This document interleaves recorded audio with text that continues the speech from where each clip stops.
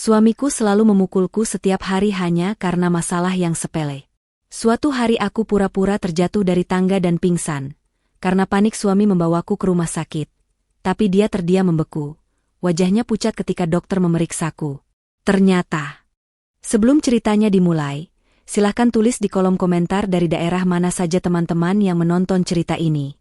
Jangan lupa like dan subscribe agar channel ini bisa semakin berkembang dan bisa mempersembahkan cerita yang lebih menarik lagi. Jihan mengaduk kopi di dalam cangkir porselen mahal itu dengan gerakan pelan. Tangannya tidak gemetar, setidaknya tidak lagi. Ia sudah terbiasa. Rumah besar ini adalah penjara mewahnya.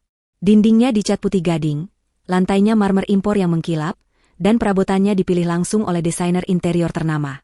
Dari luar, kehidupan Jihan dan Randy adalah impian setiap orang. Randy adalah pengusaha muda yang sukses, tampan, dan disegani. Jihan adalah istrinya yang cantik, syalihah, dengan hijab panjang yang selalu tergerai rapi, melambangkan kesempurnaan seorang istri. Tapi porselen yang retak tetaplah retak, tak peduli seberapa mahal harganya. Suara langkah kaki yang berat terdengar menuruni tangga. Itu Randy. Jihan segera meletakkan cangkir itu di atas nampan, di samping piring berisi roti panggang yang sudah diolesi selai. Ia berdiri tegak, merapikan hijabnya sejenak, dan memasang senyum tipis yang sudah ia latih ribuan kali. Senyum itu tidak pernah mencapai matanya. Randy tiba di meja makan. Ia tidak memandang Jihan. Matanya tertuju pada tablet yang menyala di tangannya, menampilkan grafik saham. Ia duduk, mengambil cangkir kopi, dan menyesapnya. Hening. Lalu, Randy meletakkan cangkir itu kembali dengan bantingan pelan. Tapi di rumah yang selalu hening ini, suara itu terdengar seperti ledakan. Apa ini? Desis Randy. Jihan menelan ludah. Kopinya, Mas. Aku tahu ini kopi. Kenapa pahit sekali? Suaranya masih pelan, tapi Jihan tahu getaran bahaya di dalamnya. Maaf, Mas. Tadi aku buat seperti biasa. Takarannya sama. Jihan berusaha menjelaskan, suaranya sedikit bergetar. Randy akhirnya mengangkat wajahnya. Matanya yang tajam menatap Jihan. Selalu ada alasan. Kamu tidak pernah bisa melakukan satu hal dengan benar. Hanya membuat kopi. Biar aku buatkan yang baru. Jihan bergegas mengambil cangkir itu. Tidak perlu. Tangan Randy bergerak cepat, menepis tangan Jihan. Cangkir itu terlepas, kopi panas tumpah mengenai lengan Jihan yang tertutup gamis rumahan. Jihan terpekik pelan, lebih karena kaget daripada sakit, meski rasa panas mulai menjalar. Lihat. Ceroboh, bentak Randy. Ia berdiri. Kamu tahu aku ada rapat penting pagi ini. Suasana hatiku harus bagus. Dan kamu mengacaukannya hanya karena kopi. Mas, aku tidak sengaja. Diam. Suara Randy menggelegar. Tangannya terangkat. Jihan secara refleks memejamkan mata dan mengangkat bahu, melindungi wajahnya. Tapi tamparan itu tidak datang ke wajahnya. Randy memukul bahunya dengan keras, cukup untuk membuat Jihan terhuyung dan menabrak kursi di belakangnya. Aku muak melihat wajah memelasmu, kata Randy. Ia merapikan dasinya, mengambil tas kerjanya. Ia menatap Jihan yang masih membeku di tempatnya dengan tatapan jijik. Bersihkan kekacauan ini. Aku tidak mau melihat setetes pun noda kopi saat aku pulang. Pintu depan dibanting menutup. Hening kembali menyelimuti rumah itu. Jihan membuka matanya perlahan. Bahunya nyeri. Lengannya terasa perih karena kopi panas. Tapi ia tidak menangis. Air matanya sudah kering bertahun-tahun lalu. Ia bergerak seperti robot. Mengambil lap, membersihkan tumpahan kopi di lantai marmer. Ia membersihkan pecahan cangkir porselen yang mahal itu. Setelah selesai, ia berjalan ke kamar mandi di dekat dapur. Ia menggulung lengan bajunya. Kulitnya memerah. Ia membuka keran air dingin dan mengalirkannya ke lengannya. Di lemari obat, ia mengambil salep luka bakar. Ia melakukannya dengan efisien, tanpa emosi. Ini adalah rutinitas. Kemarin, masalahnya adalah dasi yang salah setrika. Minggu lalu, karena ia lupa mengingatkan Randy tentang jadwal pertemuan dengan klien. Selalu ada alasan. Masalah sepele yang dibesar-besarkan menjadi alasan Randy melampiaskan amarahnya. Jihan kembali ke ruang makan. Ia menatap sisa roti panggang yang tidak tersentuh. Ia sudah kehilangan nafsu makan. Ia berjalan melewati ruang tamu yang luas. Lukisan-lukisan mahal tergantung di dinding. Patung-patung abstrak menghiasi sudut ruangan.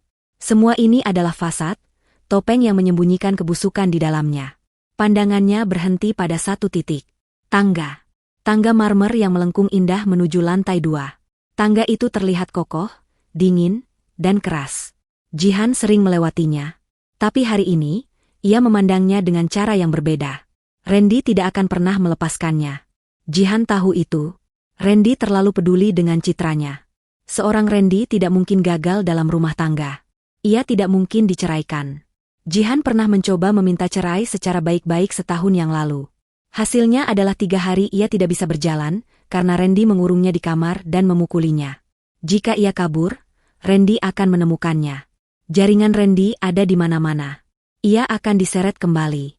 Dan hukumannya akan jauh lebih berat. Tidak. Ia tidak bisa kabur. Ia harus keluar dari rumah ini dengan cara yang sah. Dengan cara yang membuat Randy tidak bisa menahannya. Jihan menatap tangga itu. Matanya yang biasanya kuyu dan penuh ketakutan, kini berubah.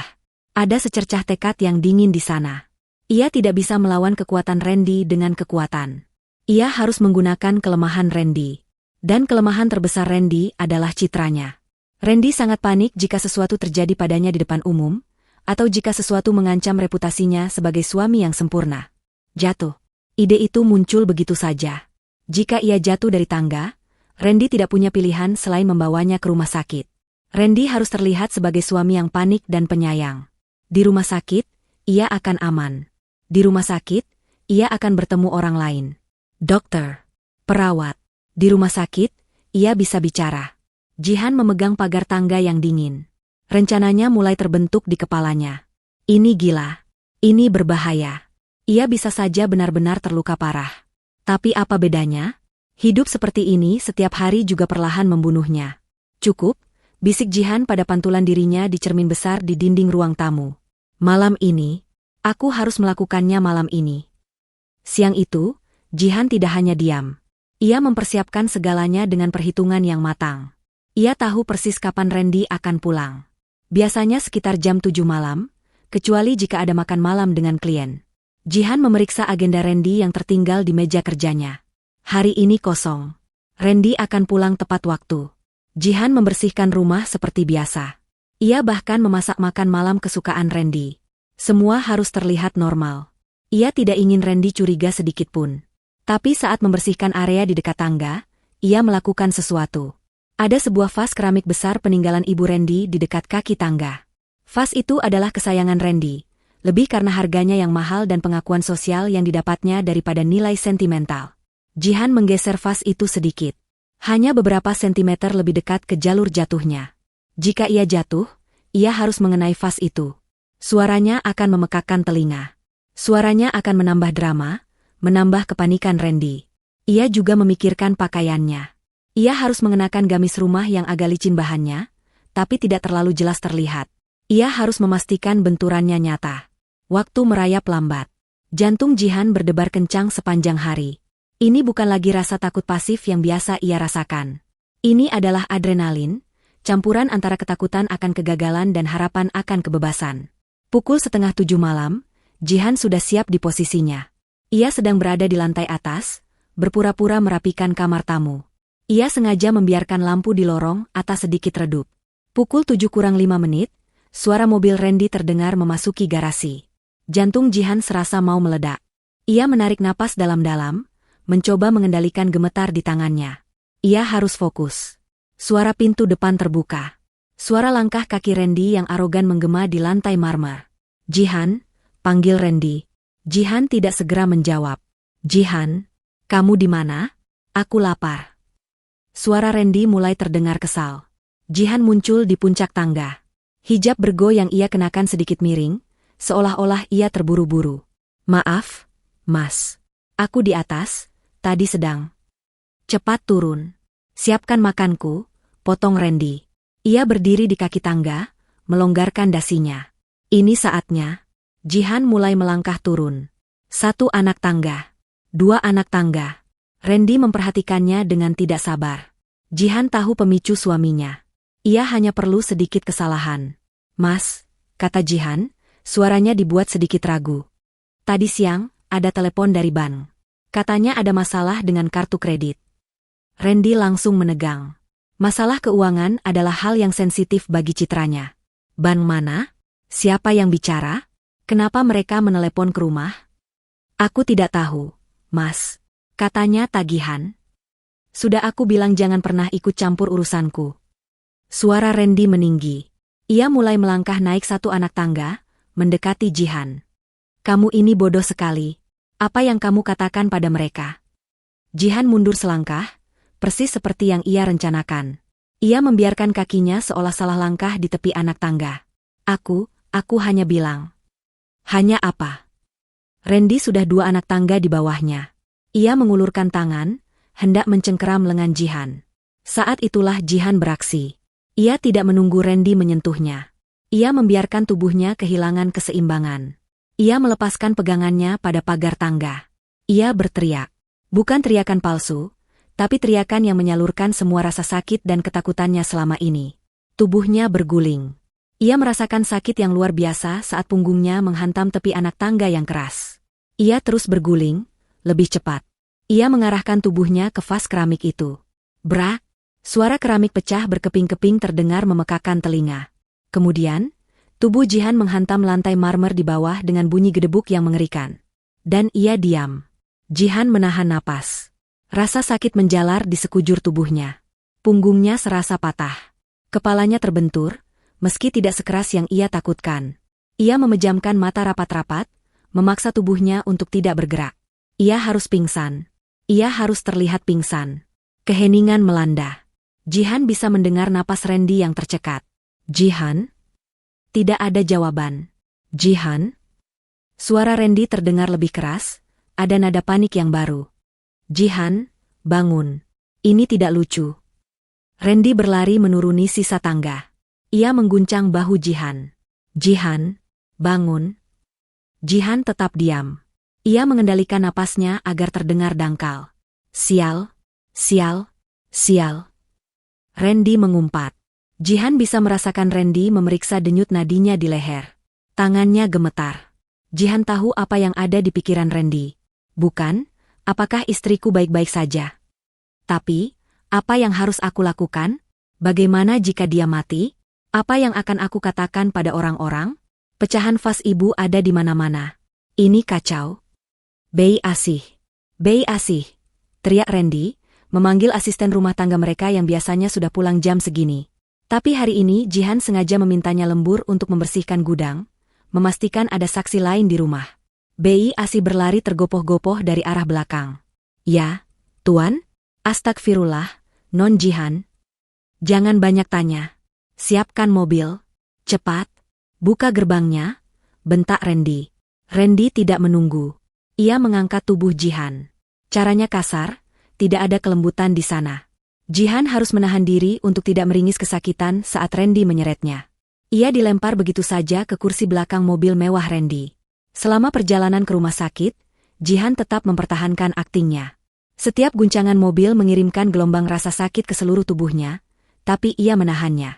Ia mendengar Randy menelepon seseorang. Ya, kecelakaan kecil di rumah. Istriku jatuh dari tangga. Tidak, aku sedang membawanya ke rumah sakit Medika. Pastikan semuanya siap. Aku tidak mau menunggu. Bahkan dalam keadaan panik, Randy masih mengontrol situasi. Mereka tiba di UGD. Randy berteriak-teriak. Dokter? Suster? Cepat? Istri saya tidak sadar.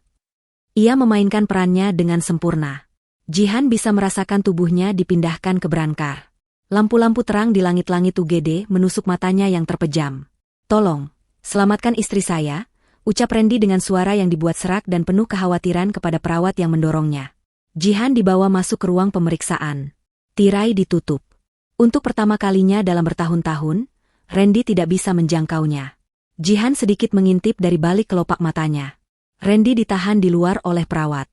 Rencananya berhasil. Ia sudah keluar dari penjara itu. Tolong, Dok. Pasien trauma, jatuh dari tangga. Tekanan darah mulai stabil, tapi belum sadar, kata seorang perawat. Jihan mendengar langkah kaki mendekat. Ia harus tetap berpura-pura pingsan sampai ia tahu situasinya aman. Baik, saya ambil alih. Tolong siapkan alat periksa pupil, kata sebuah suara pria yang tenang dan berwibawa. Jihan merasakan kehadiran orang itu di sampingnya. Biar saya periksa dulu, kata dokter itu. Di saat yang sama, Randy, yang tidak sabar, menyibak tirai dengan paksa. Bagaimana keadaan istri saya? Dok, saya harus tahu. Suara Randy terhenti. Jihan, yang masih pingsan, merasakan perubahan atmosfer di ruangan itu. Udara tiba-tiba menjadi sangat tegang. Ia memberanikan diri membuka matanya sedikit, hanya segaris tipis. Ia melihat suaminya, Randy, berdiri mematung di celah tirai. Wajah Randy yang biasanya angkuh dan penuh kendali, kini pucat pasi. Rahangnya mengatup keras, matanya membelalak ngeri. Ia terdiam membeku. Jihan mengalihkan pandangannya ke arah yang dilihat Randy. Ke arah dokter yang sedang berdiri di samping brankarnya. Dokter itu juga sedang menatap Randy. Tatapannya dingin, tajam, dan penuh kebencian yang tidak tersembunyi. Randy? Suara dokter itu memecah kesunyian. Kita bertemu lagi. Ruang UGD itu riuh. Suara erangan pasien lain, derit roda brankar, dan panggilan nama melalui pengeras suara bercampur baur. Tapi di bilik kecil yang dipisahkan oleh tirai hijau, suasana mendadak senyap. Senyap yang mencekik. Randy berdiri membeku di celah tirai. Wajahnya, yang 5 menit lalu penuh dengan kepanikan palsu dan arogansi, kini kehilangan semua warna. Pucatnya seperti mayat. Matanya terpaku pada pria berjas putih yang berdiri di samping Jihan. Rahangnya terkatup begitu rapat hingga otot-otot di pelipisnya menonjol. Ponsel yang tadi ia genggam erat untuk mengatur semua orang, terlepas dari tangannya dan jatuh ke lantai dengan bunyi, bruk, yang pelan, namun terdengar seperti ledakan di tengah kesunyian itu. Dr. Heru tidak bergeming. Ia hanya balas menatap Randy. Jika Randy adalah es yang membeku karena syok, Heru adalah baja yang dingin karena kebencian yang terpendam. Tidak ada senyum, tidak ada sapaan ramah.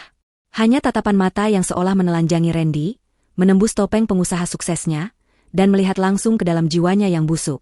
Randy, ulang Dr. Heru. Suaranya tenang, profesional, namun setiap suku katanya menusuk. Kita bertemu lagi. Jihan, yang masih berpura-pura pingsan, mengintip dari balik bulu matanya yang lentik. Jantungnya berdebar sangat kencang. Ini di luar rencananya. Siapa dokter ini? Kenapa Randy, suaminya yang perkasa, yang tidak pernah takut pada apapun, terlihat seperti hantu yang ketakutan? Rencana Jihan adalah kabur dari Randy. Tapi ini adalah sesuatu yang jauh lebih besar. Ini adalah pergeseran kekuasaan yang tidak ia duga. Randy sepertinya baru bisa kembali bernapas. Ia menelan ludah. Ia mencoba mengumpulkan kembali sisa-sisa kendali dirinya. Heru, kata Randy, suaranya serak. Kamu dokter di sini? Saya dokter jaga malam ini, jawab Heru, singkat. Ia lalu mengalihkan pandangannya dari Randy ke Jihan, seolah Randy tidak lagi penting. Profesionalismenya kembali. Perawat, laporan. Pasien Nyonya Jihan, 30 tahun. Jatuh dari tangga.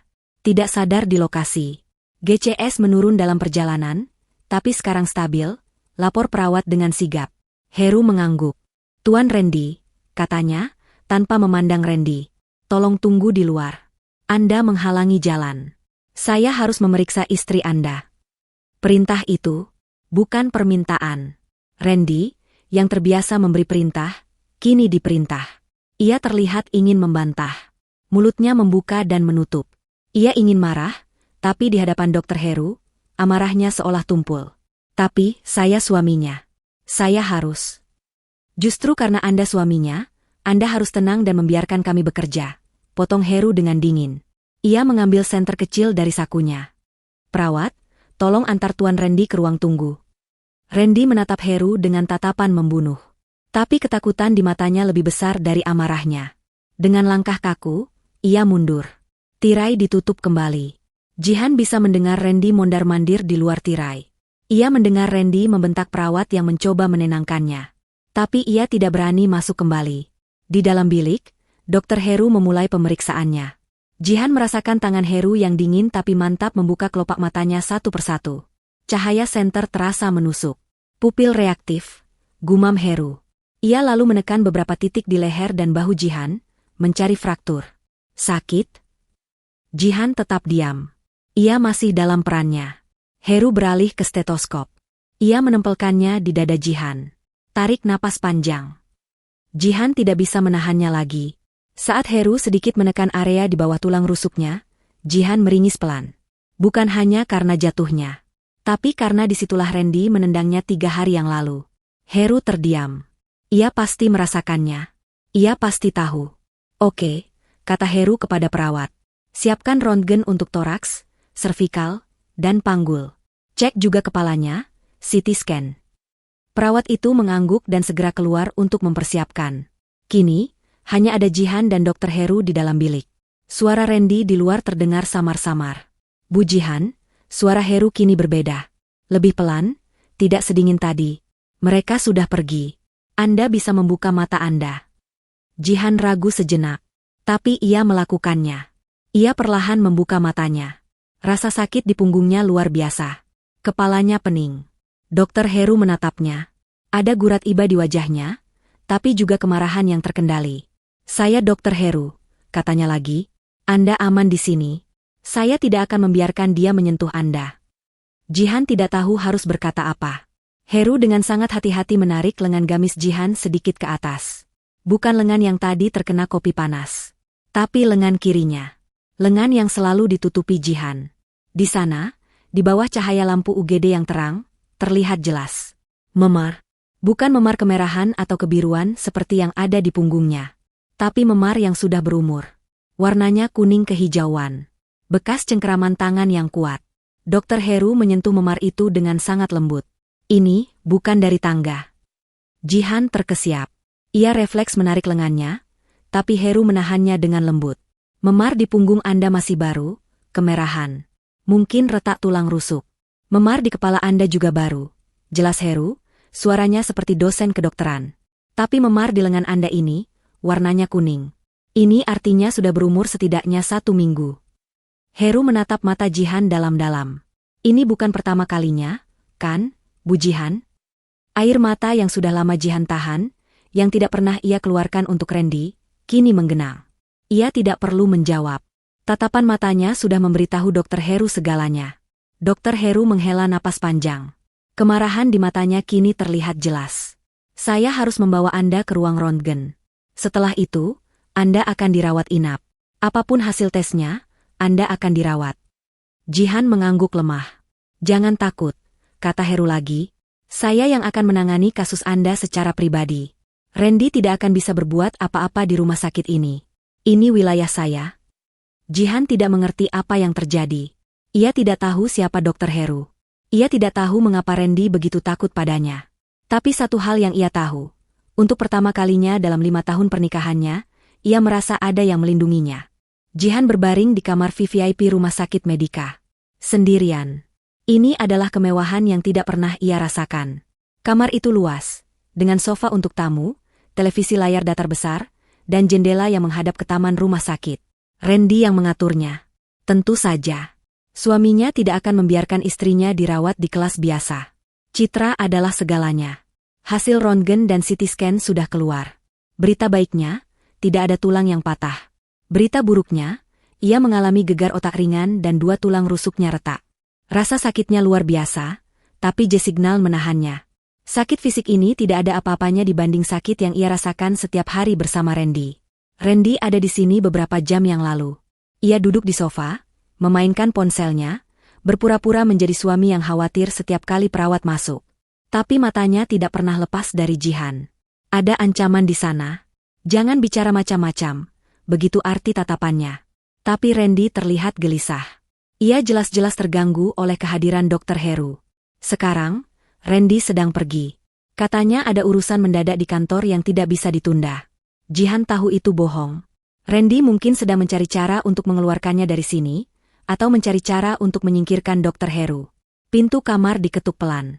Jihan sedikit tegang, takut itu Randy. Tapi yang masuk adalah Dr. Heru. Ia tidak memakai jas UGD lagi, tapi jas dokter putih bersih dengan nama Dr. Heru, SPPD, tersemat di dadanya. Selamat siang, Bu Jihan. Bagaimana perasaan Anda? Tanyanya, suaranya tetap tenang. Sudah lebih baik, Dok. Terima kasih, jawab Jihan pelan. Suaranya masih serak. Dr. Heru menutup pintu di belakangnya. Saya sudah mengatur agar hanya perawat tertentu dan saya yang boleh masuk ke kamar ini tanpa izin Anda. Suami Anda akan diberitahu ini adalah prosedur standar untuk pasien gegar otak, agar tidak stres. Jihan merasa sedikit lega. Kenapa dokter melakukan ini? Dokter Heru menarik kursi dan duduk di samping tempat tidur Jihan. Ia menatap Jihan lama, seolah sedang menimbang sesuatu. Karena saya tahu siapa suami Anda, Bu Jihan. Saya tahu apa yang bisa dia lakukan, kata Heru. Di UGD tadi, Randy terlihat sangat takut pada Anda. Jihan memberanikan diri bertanya. Kalian saling kenal? Dokter Heru menghela napas. Wajah profesionalnya sedikit luntur, digantikan oleh gurat kesedihan yang mendalam. Saya kenal dia. Bertahun-tahun yang lalu, Heru memulai ceritanya. Saya punya seorang adik perempuan. Namanya Marisa. Jihan mendengarkan dengan saksama. Marisa adalah adik satu-satunya saya. Kami sangat dekat setelah ibu kami meninggal. Dia gadis yang ceria, penuh tawa, pintar. Dia baru saja lulus kuliah desain interior. Ada kehangatan di mata Heru saat ia mengenang adiknya. Tapi kehangatan itu cepat padam. Lalu, dia bertemu Randy. Di sebuah pameran properti. Randy saat itu baru merintis usahanya. Dia menawan, ambisius, dan sangat pandai memanipulasi. Jihan merasa perutnya mual. Ini adalah cerita yang familiar. Mereka berpacaran. Saya tidak suka Randy sejak awal. Ada sesuatu yang dingin di matanya. Tapi Marisa dibutakan oleh cinta. 6 bulan kemudian, mereka bertunangan. Dan saat itulah, lanjut Heru, Marisa mulai berubah. Dia jadi lebih pendiam. Sering membatalkan janji. Beberapa kali saya melihat memar di lengannya, tapi dia selalu bilang itu karena dia ceroboh, jatuh, atau terbentur proyek. Alasan yang sama seperti yang mungkin sering Anda gunakan. Jantung Jihan berdebar. Saya mencoba bicara padanya. Saya memintanya untuk meninggalkan Randy. Dia menangis. Dia bilang dia takut. Randy mengancamnya. Mengancam akan menghancurkan karirnya, mengancam akan menyakiti saya. Randy mengisolasi dia dari teman-temannya, dari saya. Air mata Jihan mulai menetes. Ini bukan lagi ceritanya. Ini adalah cerita Marisa. Atau mungkin, ini cerita yang sama, hanya diulang dengan tokoh yang berbeda.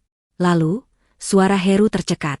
1 minggu sebelum hari pernikahan mereka, Marisa menghilang. Menghilang, bisik Jihan. Hilang tanpa jejak, kata Heru. Dia tidak ada di apartemennya. Ponselnya tidak aktif. Mobilnya masih di parkiran. Tidak ada catatan, tidak ada apa-apa. Apa kata polisi? Polisi mencari. Tentu saja. Tapi Randy sangat pandai bersandiwara. Dia menangis di depan polisi. Dia terlihat seperti tunangan yang patah hati. Dia bahkan memasang iklan di koran, menawarkan hadiah bagi siapa saja yang menemukan Marisa. Dia bilang Marisa mungkin labil, stres sebelum pernikahan, dan lari. Dan mereka percaya. Mereka tidak punya alasan untuk tidak percaya. Tidak ada bukti kekerasan. Randy membersihkan semuanya dengan rapi. Kasus itu akhirnya ditutup. Dianggap sebagai orang hilang yang pergi atas kemauannya sendiri. Heru menatap Jihan, matanya berkilat marah. Tapi saya tahu dia tidak lari. Marisa tidak akan pernah pergi tanpa pamit pada saya. Saya tahu Randy telah melakukan sesuatu padanya. Tapi saya tidak punya bukti. Saya tidak bisa melakukan apa-apa selain melihat dia membangun kerajaannya di atas hilangnya adik saya. Keheningan memenuhi ruangan. Jihan akhirnya mengerti. Ketakutan Randy di UGD bukanlah ketakutan biasa. Itu adalah ketakutan akan masa lalu yang kembali menghantuinya. Saya tidak tahu, bisik Jihan, tubuhnya gemetar. Saya tahu, kata Heru. Saya menjadi dokter. Saya bekerja keras. Saya sengaja pindah ke rumah sakit ini, rumah sakit terbesar di kota ini, berharap suatu hari nanti, entah bagaimana, saya akan menemukan sesuatu. Saya tidak pernah menyangka Randy akan membawa korban berikutnya tepat ke depan pintu saya. Dokter Heru mencondongkan tubuhnya lebih dekat. Bu Jihan, Randy bukan hanya pelaku KDRT. Saya yakin dia lebih dari itu. Dia berbahaya. Saya tahu, Jihan akhirnya mengaku. Saya merencanakan ini. Jatuh dari tangga. Saya harus keluar dari rumah itu. Saya pikir saya hanya ingin bercerai. Perceraian tidak ada dalam kamus Randy, kata Heru. Dia tidak akan pernah melepaskan Anda. Anda tahu terlalu banyak. Sama seperti Marisa. Jihan merasa putus asa. Lalu, apa yang harus saya lakukan? Untuk saat ini, Anda aman di sini, kata Heru. Anda akan dirawat selama mungkin. Gegar otak dan retak tulang rusuk memberi kita waktu. Gunakan waktu ini untuk pulih. Tapi Randy akan membawa saya pulang. Saya akan menahannya. Tapi kita perlu bukti. Bukan hanya memar Anda. Kita perlu sesuatu yang bisa menjatuhkannya untuk selamanya. Sesuatu yang bisa membuka kembali kasus Marissa. Tiba-tiba, pintu kamar terbuka. Randy berdiri di sana. Wajahnya tegang. Ia pasti sudah menunggu di luar. Maaf, dokter, kata Randy. Suaranya dibuat seramah mungkin, tapi matanya dingin. Saya rasa jam berkunjung pribadi Anda sudah selesai. Istri saya perlu istirahat. Randy berjalan masuk, membawa buket bunga mawar merah yang besar. Ia meletakkannya di meja samping tempat tidur Jihan. Ini untukmu, sayang. Semoga kamu cepat sembuh. Jihan memandang suaminya. Pria yang sama yang memukulnya kemarin. Pria yang sama yang mungkin telah membunuh tunangannya. Dokter Heru berdiri. Ia merapikan jasnya. Tentu saja, Tuan Randy. Saya hanya memeriksa kondisi pasien. Dia harus banyak istirahat. Jangan sampai stres. Heru menatap Randy. Tulang rusuk yang retak itu tipis. Dekat sekali dengan paru-paru. Jika ada benturan lagi, sekecil apapun bisa berakibat fatal. Randy tersenyum, tapi senyum itu tidak sampai ke matanya. Saya akan menjaganya dengan sangat baik, Dok. Seperti menjaga barang porselen yang paling berharga. Dokter Heru mengangguk. Saya yakin Anda akan melakukannya. Ia berjalan ke pintu, tapi berhenti sejenak dan menoleh ke Jihan. Saya akan periksa lagi besok pagi, Bu Jihan. Saat Heru pergi, Randy duduk di kursi yang tadi diduduki Heru. Ia mengambil tangan Jihan. Cengkeramannya erat, menyakitkan. Jadi, bisik Randy, senyumnya hilang. Cerita apa yang kamu katakan pada dokter Sok pahlawan itu, Jihan? Cengkeraman Randy di pergelangan tangan Jihan begitu kuat. Kuku-kukunya menancap kulit, tepat di dekat bekas infus. Jihan meringis. Bukan akting. Rasa sakit dari tulang rusuknya yang retak, bercampur dengan cengkeraman Randy, membuat napasnya sesak. Mas sakit, bisik Jihan, air matanya menggenang. Randy tidak peduli. Matanya menyorot tajam. Jawab aku, Jihan. Apa yang kamu katakan pada dokter itu? Aku tidak bilang apa-apa, Jihan terisak. Dia hanya bertanya, aku bilang aku jatuh. Kepalaku pusing sekali, Mas. Jihan sengaja membiarkan dirinya terlihat lemah. Ia menggunakan statusnya sebagai pasien. Di rumah, kelemahan adalah pemicu kemarahan Randy. Di sini, di rumah sakit, kelemahan adalah satu-satunya perisainya. Randy tidak akan berani berbuat lebih jauh di wilayah musuhnya. Kamu pikir aku bodoh? Desis Randy. Kamu pikir aku tidak tahu siapa Heru? Dia menatapku seolah aku ini sampah. Aku tidak kenal dia, Mas. Sumpah, kata Jihan. Ia mencoba menarik tangannya, tapi cengkeraman Randy semakin kuat. Tepat saat itu, pintu kamar VVIP itu terbuka.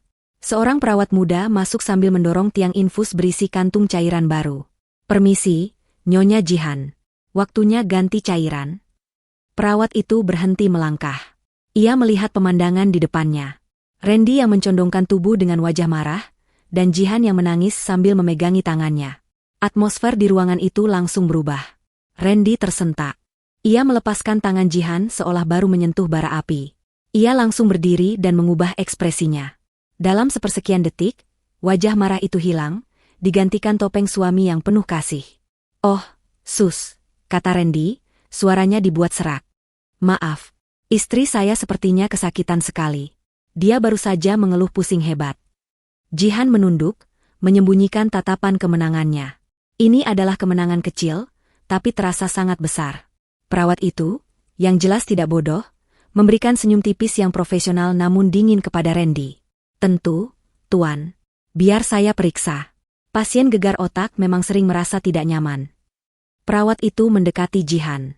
Bagaimana perasaannya, Bu? Pusing? Mual? Sakit di sini. Jihan menunjuk pelipisnya, lalu melirik pergelangan tangannya yang memerah. Perawat itu melihatnya.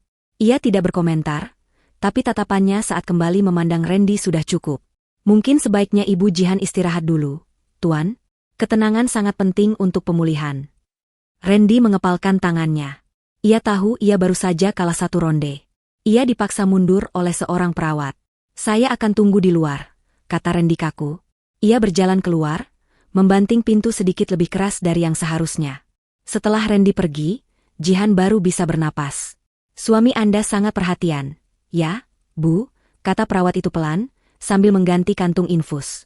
Nada bicaranya jelas menyeratkan makna sebaliknya. Dia sedang stres karena pekerjaan. Jihan memberi jawaban standar. Perawat itu mengangguk, tidak memaksa. Tadi Dokter Heru titip pesan. Beliau bilang, hasil lab darah ibu sudah keluar. Semuanya bagus. Beliau akan mampir lagi nanti setelah operasi. Perawat itu sengaja memberi jeda. Dokter Heru juga berpesan, ibu harus makan yang banyak. Beliau bilang, nutrisi sangat penting untuk menyembuhkan luka. Bukan hanya luka yang baru, tapi juga luka yang lama. Jihan menatap perawat itu. Ada pemahaman diam di antara mereka. Perawat ini adalah sekutu. Tolong, bisik Jihan, jangan biarkan suami saya masuk dulu. Bilang saja saya harus istirahat total. Bilang tekanan darah saya naik. Perawat itu tersenyum simpul. Itu ide yang sangat bagus, Bu Jihan. Akan saya sampaikan. Jihan sendirian lagi, tapi kali ini ia tidak merasa takut. Ia merasa sedang berperang. Otaknya bekerja keras. Randy takut pada Heru. Heru tahu Randy berbahaya. Dan Marisa, adik Heru, hilang. Randy pasti ada hubungannya dengan itu. Pikirannya melayang ke rumah. Rumah besar itu. Ada satu tempat yang selalu Randy larang untuk dimasuki. Gudang. Gudang kecil di bawah tangga belakang, dekat area cuci. Randy selalu bilang itu tempat penyimpanan barang-barang peninggalan almarhumah ibunya. Randy bilang barang-barang itu rapuh dan berdebu. Randy sendiri yang memegang kuncinya. Bahkan Bei Asih, yang sudah bekerja bertahun-tahun, tidak diizinkan masuk untuk membersihkannya. Randy sendiri yang akan membersihkannya sebulan sekali, selalu di malam hari. Dulu Jihan tidak peduli. Ia punya terlalu banyak masalah untuk memikirkan gudang berdebu. Tapi sekarang, ingatan itu terasa berbeda. Beberapa jam kemudian, Randy kembali. Kali ini ia lebih tenang, tapi lebih dingin. Ia pasti sudah menyusun rencana. Jihan, katanya sambil berdiri di dekat jendela, membelakangi Jihan. Aku sudah bicara dengan direktur rumah sakit. Dia temanku. Dia setuju kamu bisa melanjutkan perawatan di rumah. Jantung Jihan serasa berhenti berdetak. Apa? Tapi, Dokter Heru bilang. Persetan dengan Heru. Randy berbalik. Matanya merah. Aku tidak peduli apa katanya. Ini rumah sakit temanku. Aku yang bayar kamar VVIP ini. Aku suamimu, dan aku bilang kita pulang. Besok pagi. Tapi, Mas, kepalaku masih sakit. Jihan panik. Aku akan panggilkan perawat privat terbaik. Dokter bisa visit ke rumah. Kita punya segalanya di rumah. Randy mendekat. Ia duduk di tepi tempat tidur. Atau, kamu lebih suka di sini? Berduaan dengan dokter Sok pahlawan itu? Bukan begitu, Mas. Diam, kata Randy. Dengar, Heru itu gila.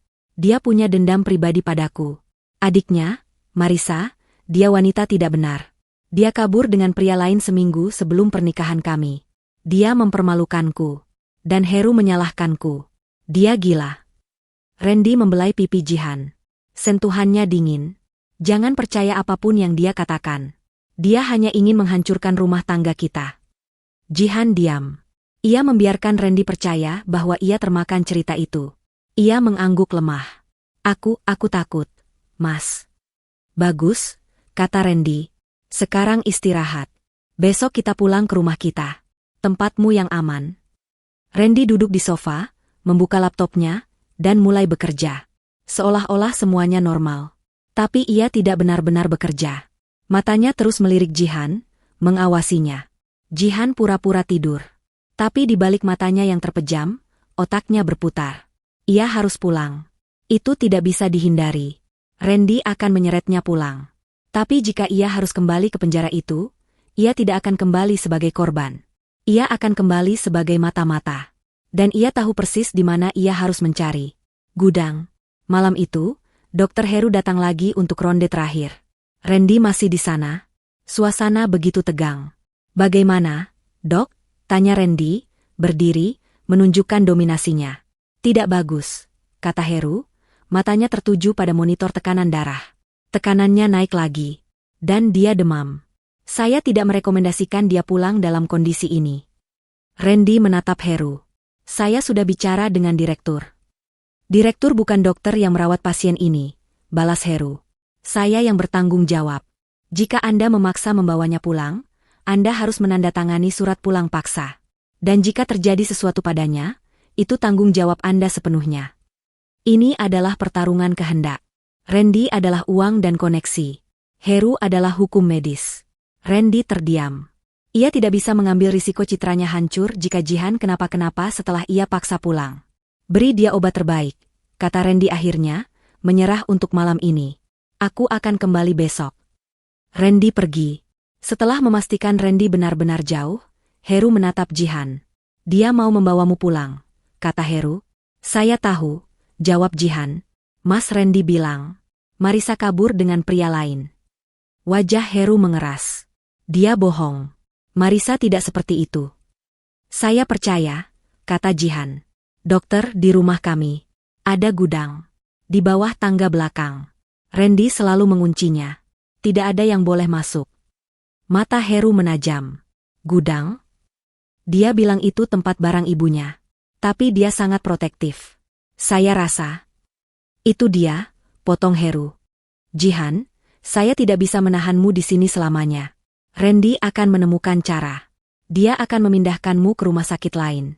Kamu harus pulang. Saya takut, bisik Jihan. Kali ini berbeda, kata Heru. Dulu kamu sendirian. Sekarang ada saya. Dengarkan. Saat kamu pulang, tugasmu hanya satu. Jangan melawannya. Pura-pura jadi istri penurut yang ketakutan, seperti yang selalu kamu lakukan. Tapi amati dia. Heru melanjutkan. Amati di mana dia menyimpan kunci gudang itu. Jangan coba-coba mengambilnya. Beritahu saya di mana. Itu saja. Sisanya, biar saya yang urus. Saya punya orang yang bisa masuk. Jihan mengangguk. Saya akan cari tahu. Bagus, kata Heru. Sekarang istirahat. Kita akan mainkan drama, sakit, ini selama mungkin. Jihan memejamkan mata. Rencana gila jatuh dari tangga telah membawanya ke misteri yang jauh lebih gelap. Ini bukan lagi hanya tentang KDRT. Ini tentang Marisa. Ini tentang pembunuhan. 2 hari kemudian, Jihan terpaksa pulang. Randy akhirnya menang. Ia menggunakan koneksinya untuk mendatangkan dokter spesialis lain untuk opini kedua, yang tentu saja menyatakan Jihan cukup stabil untuk dirawat di rumah dengan fasilitas home care. Dr. Heru tidak bisa berbuat apa-apa selain menandatangani surat pelepasan dengan wajah marah. Perjalanan pulang terasa seperti perjalanan menuju tiang gantungan. Randy tidak banyak bicara. Ia menyetir dalam diam, tapi cengkeramannya yang erat pada setir menunjukkan emosi yang tertahan. Jihan duduk di sampingnya, mengenakan gamis dan hijab yang rapi, seperti istri penurut. Ia menatap keluar jendela, tapi pikirannya terkunci pada satu hal, kunci gudang. Saat mereka tiba, rumah besar itu terasa berbeda. Lebih dingin, lebih mengancam. Dan lebih sepi. Bei Asi kemana, Mas? Tanya Jihan, menyadari tidak ada yang menyambut mereka. Aku menyuruhnya cuti, jawab Randy datar sambil membawa tas Jihan masuk. Aku bilang dia ambil cuti sebulan. Pulang kampung. Aku ingin kita tenang. Hanya kita berdua. Aku akan merawatmu sendiri. Jantung Jihan mencelos. Sendirian. Benar-benar sendirian dengan Randy. Rencana Heru untuk mengamati dari jauh terasa sangat jauh sekarang. Randy membawa Jihan ke kamar mereka di lantai atas. Kamu istirahat di sini. Kamar ini akan jadi tempat perawatanmu. Benar saja. Randy telah mengubah kamar tidur utama mereka. Ada tempat tidur rumah sakit di sudut ruangan, tiang infus, dan mesin monitor kecil. Tapi ada satu hal lagi yang baru, kunci. Randy mengunci pintu kamar dari luar. Ini demi kebaikanmu, sayang, kata Randy dari balik pintu. Kamu sedang dalam pemulihan gegar otak. Kamu tidak boleh banyak bergerak. Nanti kamu jatuh lagi. Aku akan membawakan makanan dan obatmu. Panggil saja jika butuh apa-apa. Jihan menggedor pintu. Mas, buka pintunya. Kamu tidak bisa mengurungku. Aku tidak mengurungmu, Jihan. Aku melindungimu. Suara Randy terdengar tenang. Istirahatlah. Jihan terduduk di lantai. Ini lebih buruk dari penjara. Ia kini adalah tahanan di dalam kamarnya sendiri. Bagaimana ia bisa mencari kunci gudang jika ia terkurung? Hari-hari pertama adalah neraka psikologis. Randy memainkan perannya dengan sempurna. Ia masuk 3 kali sehari, membawakan makanan enak, obat, dan membantunya ke kamar mandi. Ia bersikap lembut, tapi matanya selalu mengawasi. Ia tidak pernah meninggalkan Jihan sendirian di luar kamar. Ponsel Jihan disita, dengan alasan, radiasi tidak baik untuk gegar otak. Jihan hampir putus asa. Ia tidak bisa menghubungi Heru. Ia tidak bisa bergerak. Tapi Randy membuat satu kesalahan. Paranoia membuatnya ceroboh. Randy pikir Jihan lemah dan takut. Tapi ia salah. Jihan kini punya tujuan. Ia mengamati. Ia mencatat setiap gerakan Randy di dalam kamar. Ia memperhatikan kebiasaan baru Randy. Randy, yang dulu sangat rapi, kini terlihat sedikit berantakan. Ia sering mondar-mandir di kamar. Dan ia punya kebiasaan baru. Ia selalu menyentuh sebuah buku di rak buku besar di kamar mereka. Itu adalah sebuah buku tebal bersampul kulit. Kumpulan karya sastra klasik yang Jihan tahu Randy tidak pernah membacanya. Randy akan menyentuh buku itu setiap kali ia masuk, seolah memastikan buku itu masih ada. Suatu sore, Jihan berpura-pura tidur setelah minum obat. Randy masuk, mengira Jihan sudah terlelap. Jihan mengintip dari balik bulu matanya. Randy berjalan ke rak buku. Ia tidak menyentuh buku itu. Ia mengambilnya. Ia membukanya. Dan Jihan melihatnya. Buku itu telah dilubangi tengahnya. Di dalamnya, berkilau di bawah cahaya lampu, ada sebuah kunci. Kunci kuno yang kecil, berwarna perunggu. Kunci gudang. Randy mengambil kunci itu, menatap Jihan sejenak untuk memastikan ia masih tidur. Lalu keluar kamar, mengunci pintu. Jihan mendengar langkah kakinya menuruni tangga. Ia pasti pergi ke gudang. Setengah jam kemudian, Randy kembali. Ia meletakkan kunci itu kembali ke dalam buku, meletakkan buku itu di rak, dan keluar kamar. Jihan kini tahu. Sekarang, ia hanya butuh kesempatan. Kesempatan itu datang 2 hari kemudian. Randy mendapat telepon. Jihan bisa mendengarnya dari dalam kamar. Suara Randy tegang. Apa maksudmu audit mendadak? Siapa yang memberi perintah? Aku akan ke sana sekarang. Randy panik. Sesuatu di kantornya kacau. Jihan bertaruh. Ini pasti ulah Dr. Heru, yang menggerakkan bidaknya dari luar. Randy membuka pintu kamar dengan tergesa. Jihan, aku harus pergi. Ada masalah di kantor. Mas, jangan pergi. Jihan memainkan perannya, memasang wajah ketakutan. Aku sendirian. Hanya sebentar. Aku akan kunci pintu gerbang. Kamu aman di sini? Randy terlihat sangat stres. Ia bahkan tidak melihat kerak buku. Ia terburu-buru. Mas, panggil Jihan, saat Randy hendak menutup pintu. Apa lagi? Perutku, sakit sekali. Tadi siang sepertinya salah makan. Obat maagku ada di dapur. Tolong. Randy mengumpat pelan. Ia tidak punya waktu untuk ini. Di mana? Di laci dapur, dekat kompor. Randy ragu sejenak. Ia harus segera pergi. Cepat ambil sendiri. Aku tunggu di sini. Ia membiarkan pintu kamar terbuka. Ini dia. Jihan berjalan pelan, berpura-pura menahan sakit. Ia keluar kamar.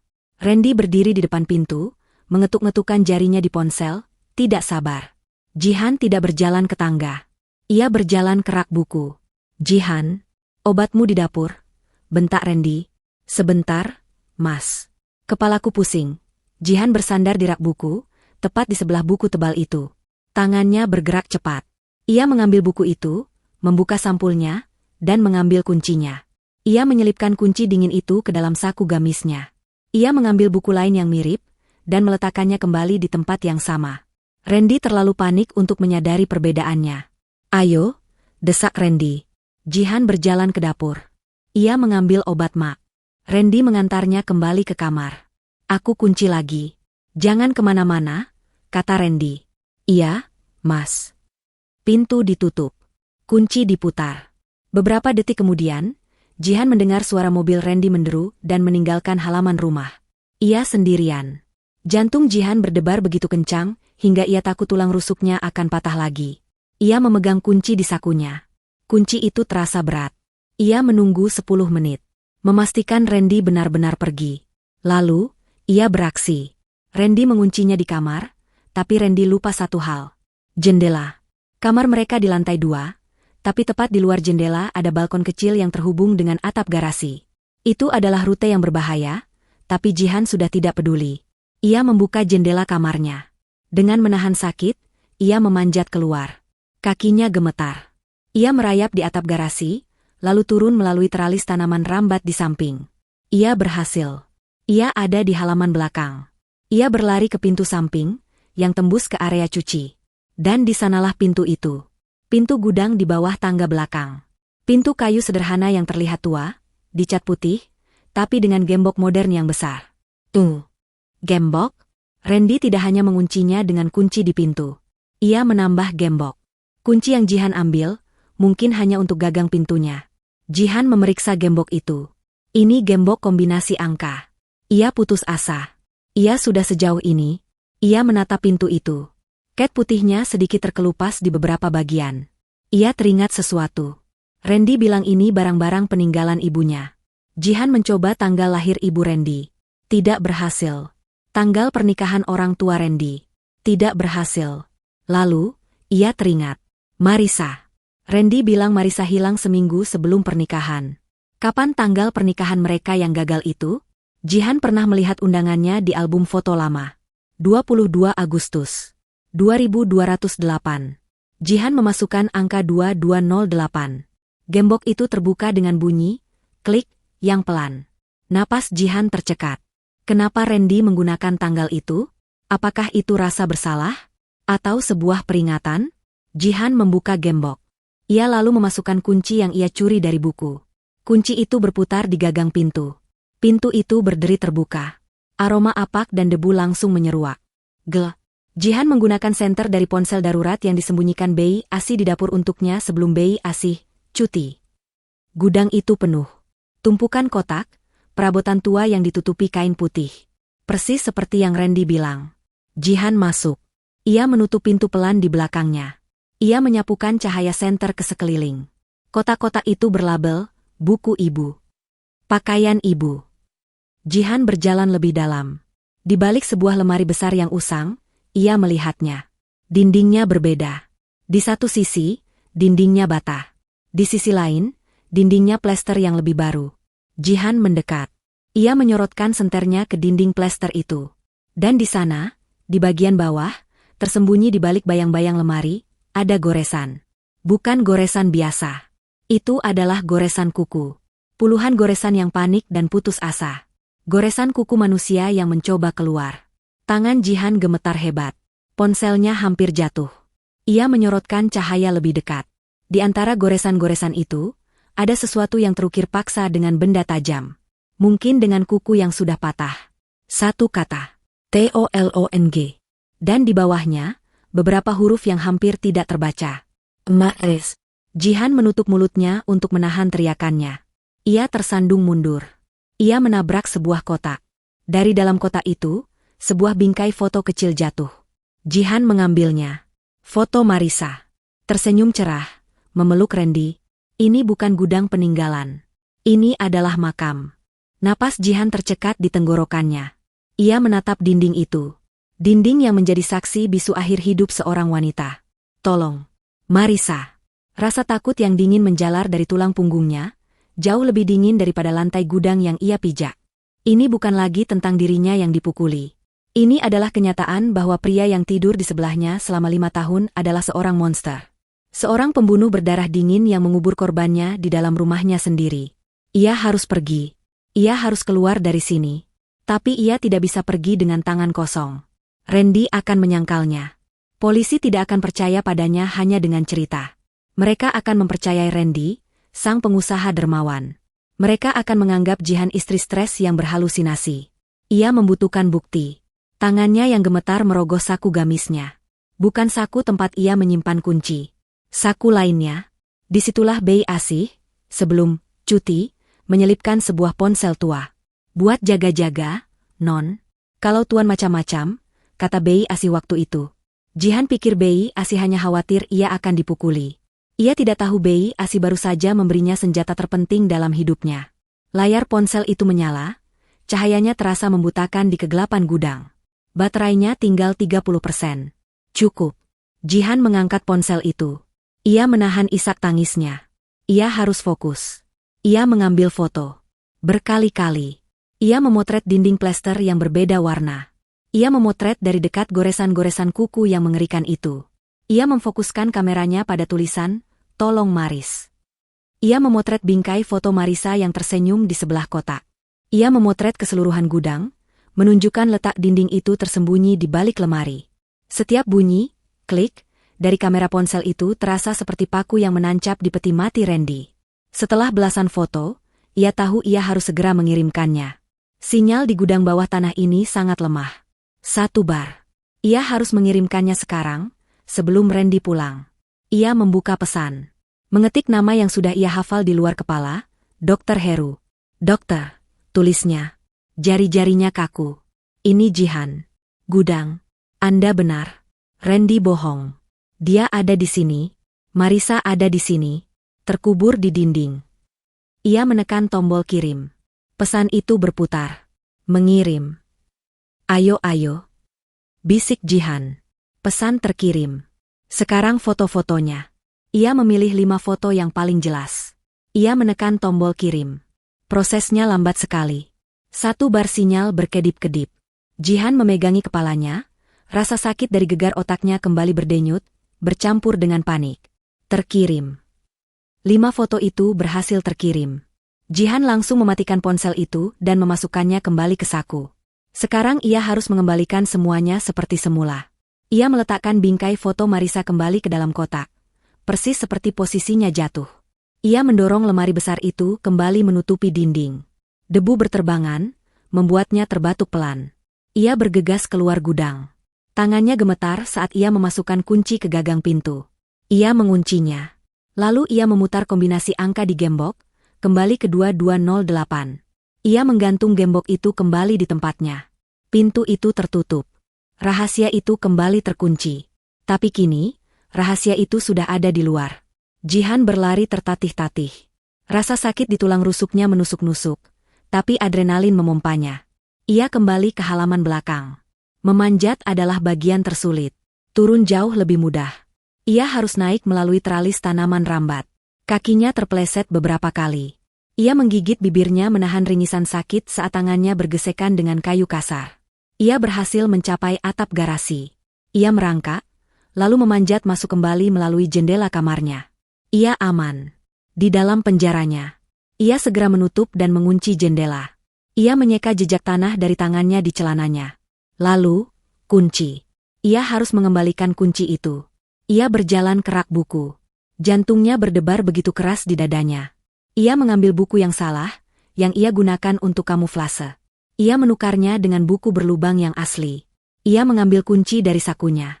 Tangan Jihan begitu gemetar, hingga ia kesulitan memasukkan kunci itu kembali ke lubangnya. Akhirnya, kunci itu masuk. Ia menutup buku itu. Ia meletakkannya kembali di rak. Persis di posisi semula. Ia berlari ke tempat tidur rumah sakit. Ia merebahkan dirinya, menarik selimut hingga ke dada. Ia mencoba mengatur napasnya agar terlihat seperti orang yang sedang tidur. Tidak sampai 5 menit kemudian. Suara mobil Randy menderu masuk ke garasi dengan kecepatan tinggi. Pintu mobil dibanting. Langkah kaki Randy terdengar marah, berlari menaiki tangga. Pintu kamar dibuka dengan kasar. Kunci diputar paksa. Randy berdiri di sana.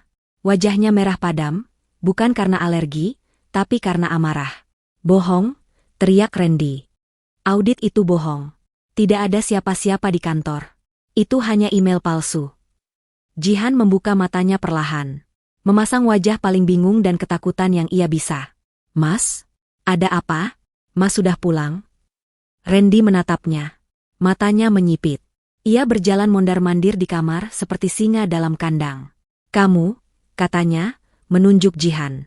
"Ini pasti ulahmu. Kamu menghubungi seseorang. Kamu menghubungi dokter sialan itu." Aku tidak punya ponsel, Mas." "Kamu mengambilnya?" cicit Jihan. Randy berhenti. Ia menatap Jihan. "Kenapa kamu berkeringat?" tanyanya pelan, suaranya tiba-tiba menjadi dingin. Aku mimpi buruk." Jihan tergagap. "Aku mimpi, jatuh lagi. Rusukku sakit." Randy tidak percaya. Ia mengamati Jihan. Matanya memindai setiap sudut kamar. Ia seperti predator yang mencium bau darah. Ia berjalan ke arah jendela. Jantung Jihan serasa berhenti berdetak. Randy menyentuh gagang jendela. Ia membukanya. Ia melihat keluar, ke atap garasi. Lalu ia melihat ke bawah, ke bingkai jendela. Di sana, di ket putih bingkai jendela, ada sedikit noda tanah yang tidak sempat Jihan bersihkan. Randy menyentuh noda itu dengan jarinya. Ia menatap tanah di ujung jarinya. Keheningan melanda kamar itu. Randy menutup jendela perlahan. Ia berbalik menghadap Jihan. Wajahnya tidak lagi marah. Wajahnya tenang. Ketenangan yang jauh lebih menakutkan daripada amarahnya. "Kamu keluar," katanya. "Itu bukan pertanyaan." "Mas, aku tidak." "Kamu keluar dari kamar ini." Randy berjalan pelan ke arah rak buku. Jihan berhenti bernapas. Randy tidak ragu-ragu. Ia langsung mengambil buku sastra klasik yang tebal itu. Ia membukanya di depan wajah Jihan. Kunci itu ada di sana. Jihan mengira ia akan selamat. Tapi Randy menatap kunci itu. Lalu ia menatap Jihan. "Kuncinya masih di sini," bisiknya. Ia lalu menyentuh kunci logam itu dengan jarinya. Tapi kuncinya hangat. Mata Randy beralih dari kunci itu ke wajah Jihan yang pucat pasi. "Kamu mengambilnya," desis Randy. "Kamu ke gudang." Jihan menggeleng cepat, air matanya mulai mengalir. "Apa yang kamu lihat?" Randy berteriak, suaranya memecahkan keheningan. Ia melemparkan buku itu ke dinding. "Mas, aku tidak tahu." "Bohong." Randy melangkah maju. Ia menarik selimut dari tubuh Jihan dengan satu sentakan. Ia melihat noda tanah di gamis Jihan yang tadi ia gunakan untuk menyekat tangan. Mata Randy membelalak. Topengnya hancur. Wajahnya kini adalah wajah panik seorang pembunuh yang ketahuan. "Kamu tahu?" bisik Randy. "Sialan. Sialan, kamu tahu." Randy mengangkat tangannya, bukan lagi untuk menampar. Tangannya terkepal erat. Ia akan menghabisi Jihan. "Di sini. Saat ini juga." "Mas, jangan." Jihan menjerit, ia berguling dari tempat tidur, mencoba menghindar. Tapi Randy lebih cepat. Ia mencengkeram lengan Jihan dengan kasar, menariknya berdiri. Rasa sakit yang menyengat dari tulang rusuknya membuat Jihan hampir pingsan. Ia terhempas ke dinding. "Kamu pikir kamu siapa?" Randy berteriak, wajahnya hanya beberapa senti dari wajah Jihan. Ludahnya berhamburan. "Kamu pikir kamu bisa menjebakku? Kamu dan dokter itu?" "Aku tidak tahu apa-apa," isak Jihan. "Kamu ke gudang. Kamu melihatnya." Randy mengguncang tubuh Jihan dengan keras. Kepala Jihan terbentur dinding di belakangnya. Dunia berputar. "Kamu akan bernasib sama seperti dia, Jihan," desis Randy.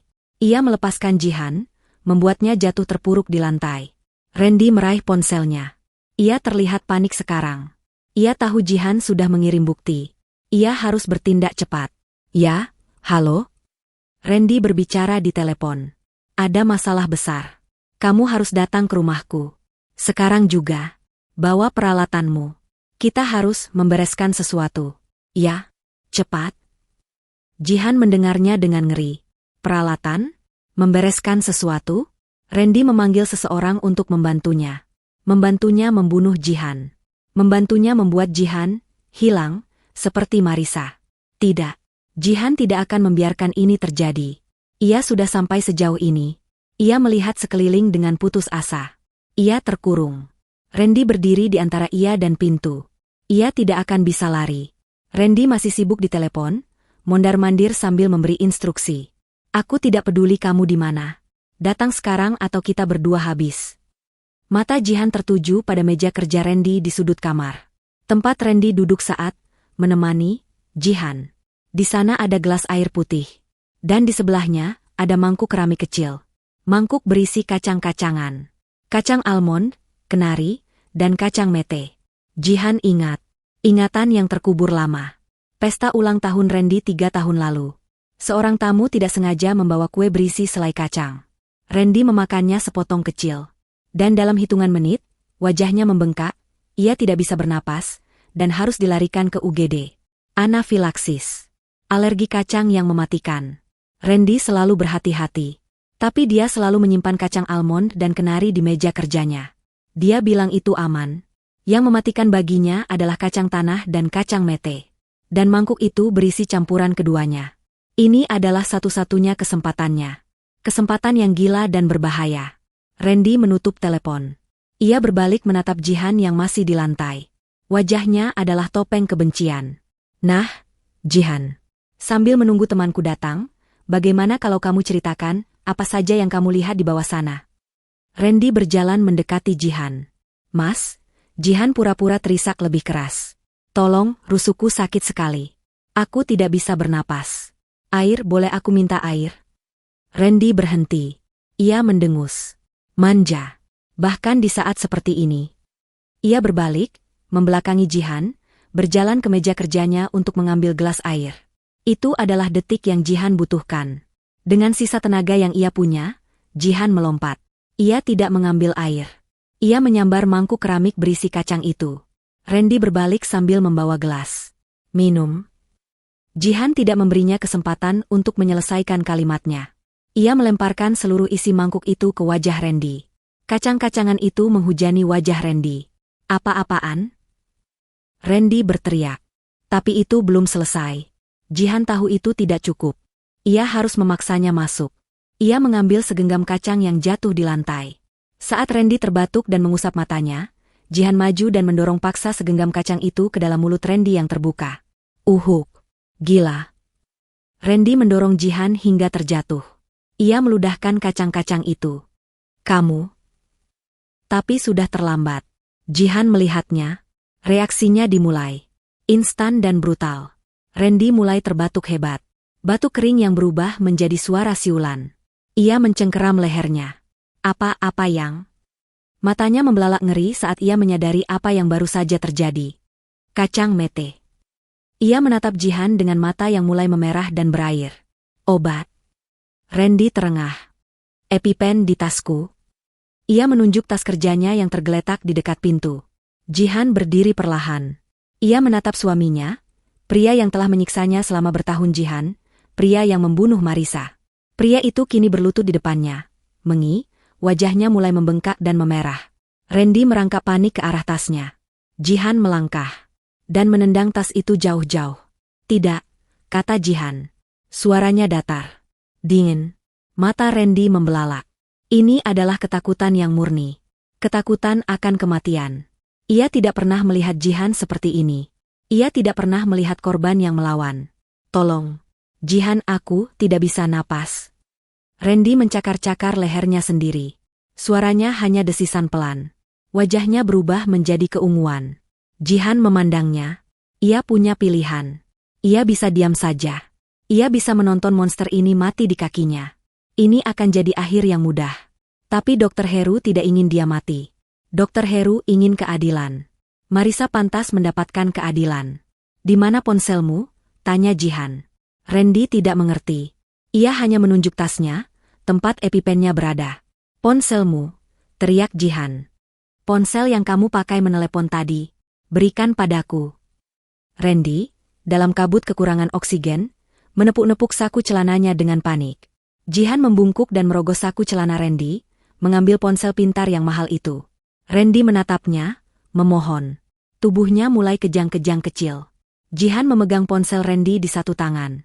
Di tangan lain, ia berjalan ke tas kerja Randy, membukanya, dan mengeluarkan suntikan EpiPen. Randy mengulurkan tangannya yang gemetar. Jihan menatap suntikan itu, lalu ke Randy yang sekarat. Kamu tidak akan mati semudah itu, kata Jihan. Kamu akan membayar semuanya.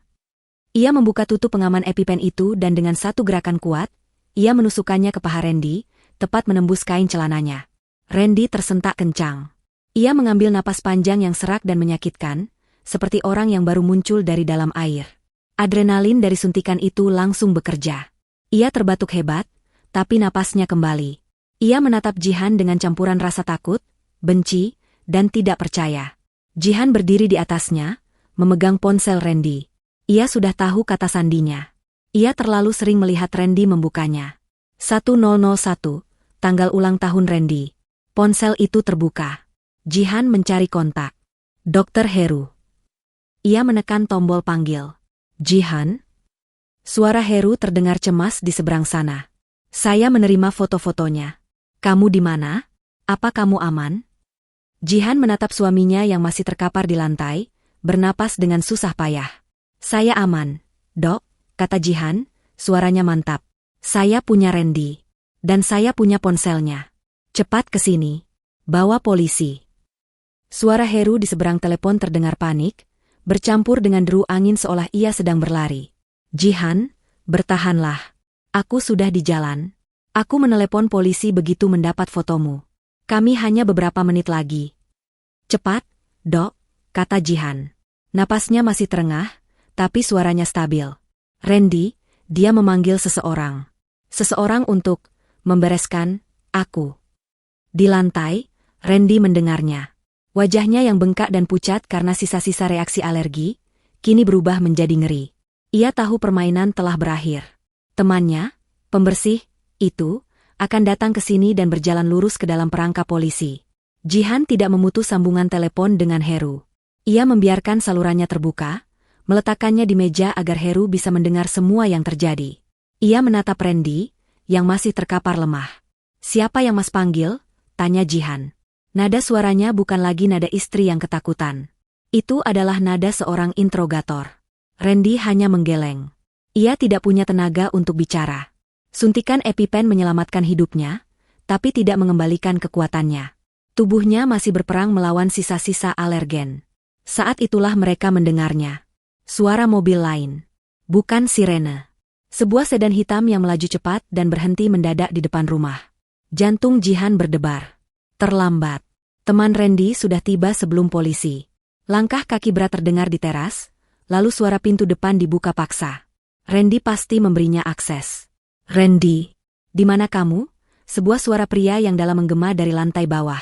Randy mencoba berteriak, tapi yang keluar hanya desisan lemah. Langkah kaki itu menaiki tangga. Cepat. Seorang pria tinggi besar, berpakaian serba hitam, muncul di ambang pintu kamar. Ia berhenti mendadak. Pemandangannya pasti sangat membingungkan. Ia datang untuk membereskan seorang istri. Yang ia temukan adalah bosnya yang terkapar di lantai, bengkak dan nyaris tak sadarkan diri, sementara sang istri berdiri tegak memegang ponsel. Pria itu, mari kita panggil Sandy, menatap Jihan, lalu ke Randy.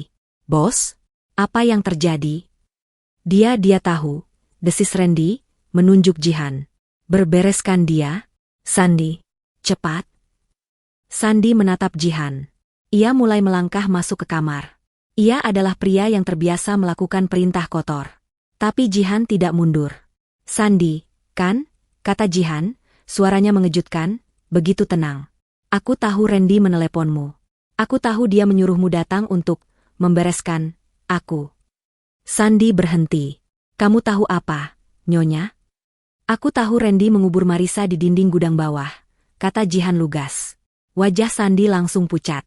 Ia melirik Randy, mencari konfirmasi. Wajah Randy yang penuh teror sudah menjawabnya. Aku punya fotonya. Aku punya buktinya.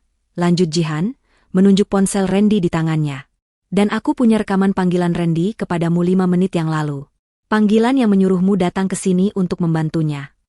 Jihan mengangkat ponsel itu. Aku juga sedang menelepon polisi sekarang. Mereka mendengar suaramu. Mereka mendengar Randy menyuruhmu membereskan aku.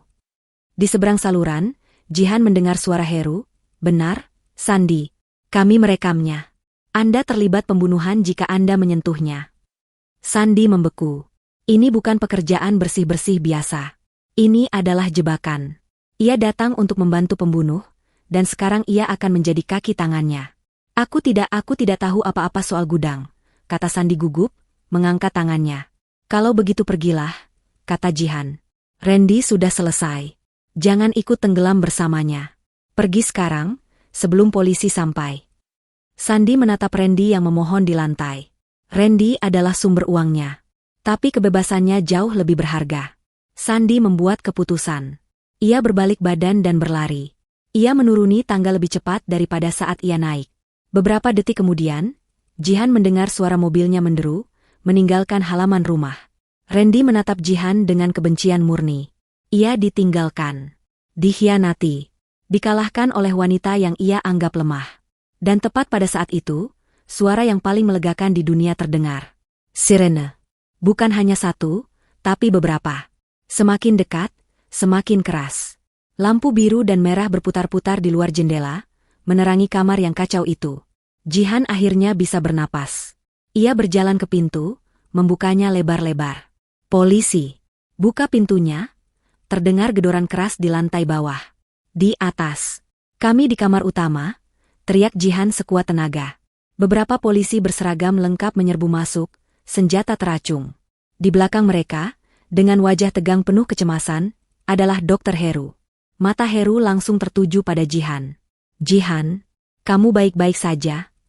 Jihan mengangguk. Ia tidak menangis. Ia sudah selesai dengan air mata. Ia menyerahkan ponsel Randy kepada polisi. Randy di lantai. Dia baru saja mengalami syok anafilaksis. Dia tidak berbahaya, tapi jangan biarkan dia menyentuh apapun.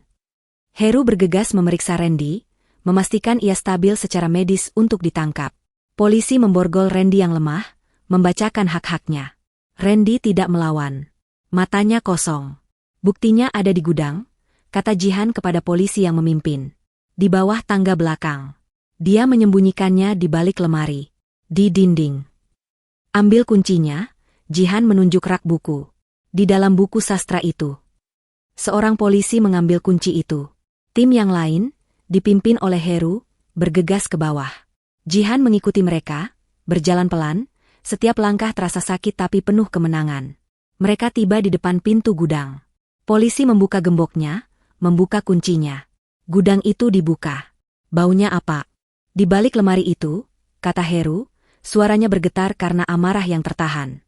2 orang polisi menggeser lemari tua yang berat itu. Dan di sanalah dinding itu. Dinding plester yang masih baru. Dengan goresan-goresan kuku yang mengerikan. Ya Tuhan, bisik seorang polisi muda. Bongkar, perintah komandan polisi. Mereka tidak menunggu tim forensik. Ini adalah situasi darurat. Mereka menggunakan linggis. Suara plester yang dihancurkan menggema di rumah yang hening itu. Potongan-potongan dinding mulai berjatuhan. Lalu, baunya tercium. Bau kematian yang disembunyikan. Hentikan. Randy, yang dibawa turun oleh 2 polisi, tiba-tiba berteriak. Ini adalah teriakan terakhirnya.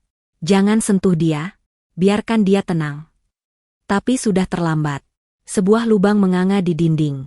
Di kegelapan di baliknya, di antara puing-puing bata dan semen kering, terlihat sesuatu. Kain. Tulang. Dr. Heru terhuyung mundur.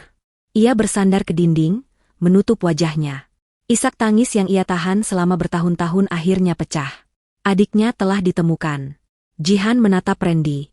Randy tidak lagi menatap dinding. Ia menatap Jihan. Di matanya tidak ada penyesalan. Hanya kebencian yang dalam. Kamu, desis Randy, saat polisi menyeretnya keluar. Kamu seharusnya mati di tangga itu. Jihan hanya menatapnya, diam. Saat Randy melewatinya, Jihan berbisik pelan, hanya untuk didengar oleh Randy. Tidak, Mas. Ini adalah karma. Untuk Marisa. Randy berteriak marah, tapi polisi terus menariknya keluar dari rumah itu, keluar dari kehidupan Jihan, untuk selamanya. Persidangan Randy menjadi berita utama nasional selama berbulan-bulan. Pengusaha muda brilian, dermawan, filantropis, ternyata adalah monster berdarah dingin. Ruang sidang selalu penuh. Media meliputnya tanpa henti. Tim pengacara Randy, yang dibayar mahal dengan sisa-sisa asetnya yang tidak dibekukan, berusaha keras. Mereka mencoba segalanya. Mereka melukis Jihan sebagai istri yang tidak stabil secara mental, pencemburu, dan pendendam. Mereka menuduh Jihan bersekongkol dengan Dr. Heru, yang mereka sebut memiliki obsesi tidak sehat terhadap Randy karena patah hati adiknya. Mereka bahkan berargumen bahwa Jihanlah yang menjebak Randy, bahwa Jihan yang membunuh Marisa. Nyonya Jihan, kata pengacara Randy dengan nada meremehkan. Anda bersaksi bahwa suami Anda memukuli Anda setiap hari. Tapi tidak ada satupun laporan polisi. Tidak ada satupun catatan medis. Sampai Anda jatuh dari tangga, bukan? Jihan duduk di kursi saksi. Ia mengenakan hijab berwarna krem yang tenang. Wajahnya tidak menunjukkan rasa takut. Ia menatap pengacara itu, lalu beralih ke juri. Saya tidak melapor, kata Jihan, suaranya jelas dan mantap. Saya takut. Saya takut dia akan membunuh saya, seperti dia membunuh Marisa. Tapi tidak adanya laporan bukan berarti tidak adanya kejahatan. Tidak ada bukti, bentak pengacara itu. Ada, kata Dr. Heru,